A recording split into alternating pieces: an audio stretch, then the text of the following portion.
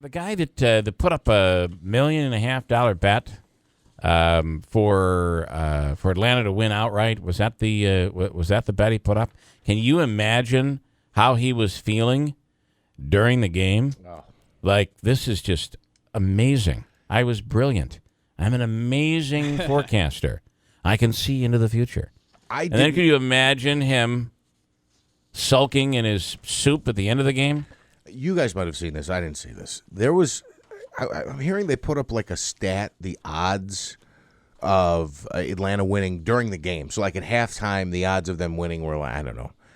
But the odds of Atlanta winning after they went up 28-3 were like 99.4% or something outrageous. Could you imagine that late though? You can. I know you can put bets in at halftime. I'll tell you, with this online betting, I think you can put bets in really at any time. Yeah, there's a lot of stuff you can. But you know what the odds must have been? If they'll take a bet, you can place it. Exactly. Yeah. Could you imagine though putting $10 on New England at that point, 28-3? I mean, what's the payout on that? Yeah. You know, even $10. It's just you just can't. Have you heard the people that are saying, "Well, I'm now convinced that baseball that it's all rigged." Okay. I don't necessarily believe that, but man, to see a team choke as Atlanta choked. I mean, we're all talking about how Brady and the Patriots came back, but let's look at the choking of Atlanta. Here to talk about that is Brandon Lang. How did you end up, Brandon, on this? I mean, were you happy around the third quarter, or what was it like for you? All right, well, lot of range of emotions. Yeah. First possession of the game, 3 and out. Blunt runs to the right. There's a hole you and I could run through and left over the right tackle. He bounces it outside, doesn't pick up the first down. I broke the first remote, so first direction remote got broke. And I knew right then. I said, okay, it's going to be a game because Patriots had to get up 7-0, and so then they settle in defensively and everything's fine. And then Blunt fumbles, and there goes the second DirecTV remote broken. Bang. So at that point, my wife left the house and just got out of Dodge because we can't watch the game together. Yeah. Then I got in my car and I drove over to my boy's house at halftime. And now the third quarter starts, and we go 3 and out. Now there's no remote to be broken, but now I've started to drink, so now we're getting hammered, boy. just hammered. And then when it got to be 28-9, I go, okay. Now having done this for 25 years as a handicapper, and the Super Bowl obviously is my biggest play every year. I said I got to get it. If we get a quick stop here, if we get a quick 3 and out, I got a shot here. And then they got the sack fumble, and then they got it 28. No, I'm sorry. They held, got it back when they stopped and got it 28-12. Then they got the sack fumble at 28-12. I said to myself, and it's funny if you watch NFL films, ESPN. If you watch Inside the NFL on Showtime or NFL Network, Julian Edelman says to Brady when it got to 28-12, need a turnover, D. We need a turnover. He says it right to Brady sitting on the bench. I got chills watching it last night. Yeah. And then Hightower got the sack fumble, and I go, uh-oh. And at this party were a bunch of Atlanta fans, and I ran into the living room where they're all watching. I said, you guys are getting a little nervous, aren't you? I said, you should. And then once they scored 28-20, I go, it's over. I said, it's game over. And then Brandon got thrown out the front door. Yeah, Brandon. No, because his son and I went to a room in his house, and me and his 10-year-old, who just idolizes me, pulled the game, and we're both crying at the end of the game. It was unbelievable. But I heard you say something, just to recap, that Atlanta choked. Yeah. They didn't choke. The offense, Matt Ryan only calls the plays that Kyle Shanahan executes the plays that Kyle Shanahan calls. Now, I don't know if Matt Ryan has veto power. That's never come out. Brady does, Peyton Manning does, Aaron Rodgers does. They all have veto power. I don't know if Matt Ryan has veto power. But from my perspective to you guys, here's the 3 big mistakes they made, huge mistakes that they made. Mistake number 1, when they got down to the 22-yard line, in that situation, Dan Quinn has got to say in his headset, run the ball 3 times and kick the field goal. Do not drop him back to pass, and do not throw the football, because that was prime real estate at that point. Yeah. What happened was they ran it on first down. They lost a yard. Shanahan panicked. And everybody can say, well, they stayed aggressive all year long. You're 4 minutes away from winning the Super Bowl. A field goal wins the game for you, because there's no way New England's going to score twice in 4 minutes unless they get an onside kick, which at that point, Brady's mom, cancer being there, who knows what would have happened. Yeah.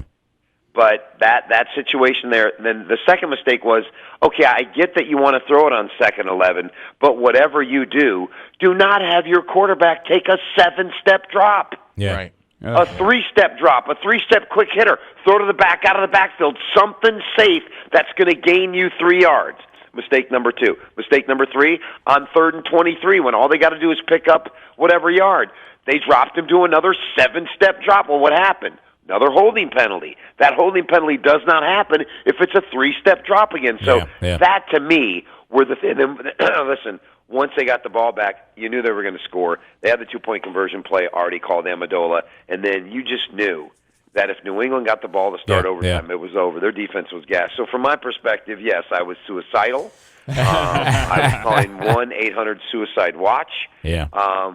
But then in the second half, but if you watch the game a second time sober, which I was, and I watched it like 3 times, the Patriots punted on their first possession of the game.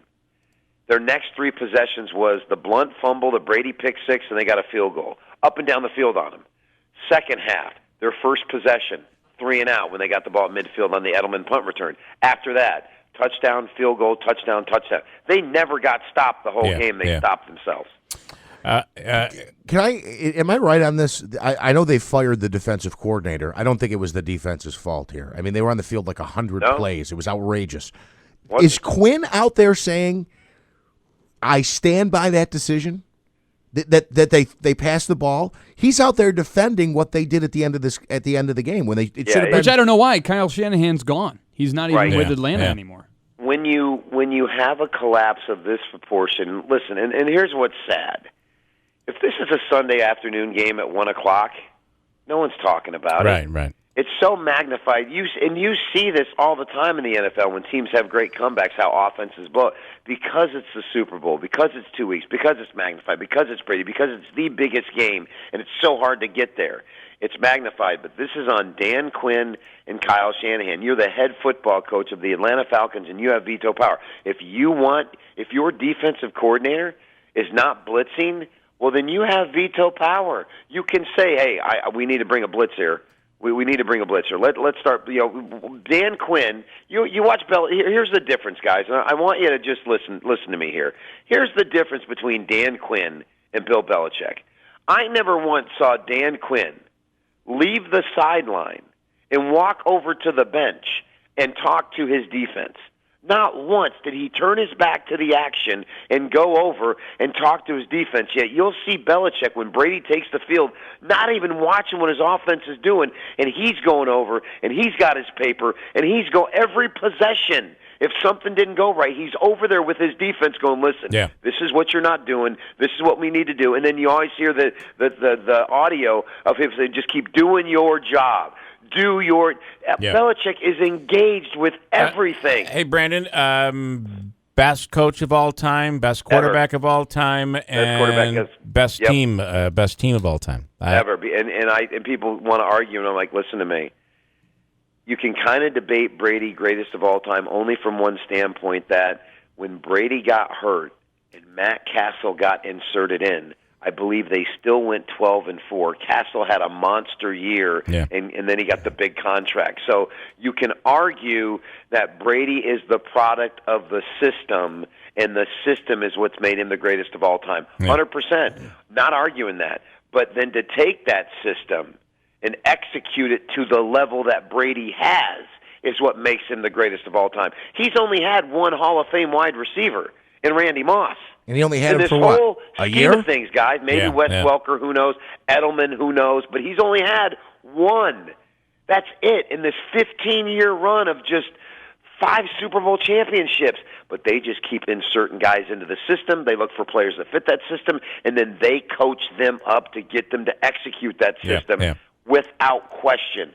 Belichick, Brady, greatest of all time. And listen, don't be shocked here, boys, if they go right back there and win it again next year because they are young. That offensive line is young. Don't put it past them. Yeah. Listen, they might get 7 before it's all said and done. We talked about this the other day. Yeah. Who's the odds-on favorite next year, the year after, and the year after that? Especially in the AFC, them. there's no competition. Hold tight, Brandon. I got to take a quick break. I want to come back. I want to hit you on 3 issues here. What you know about Charles Oakley, this baseball rule change that's being tested in the minors, and is Syracuse for real? A quick break. We'll come right back.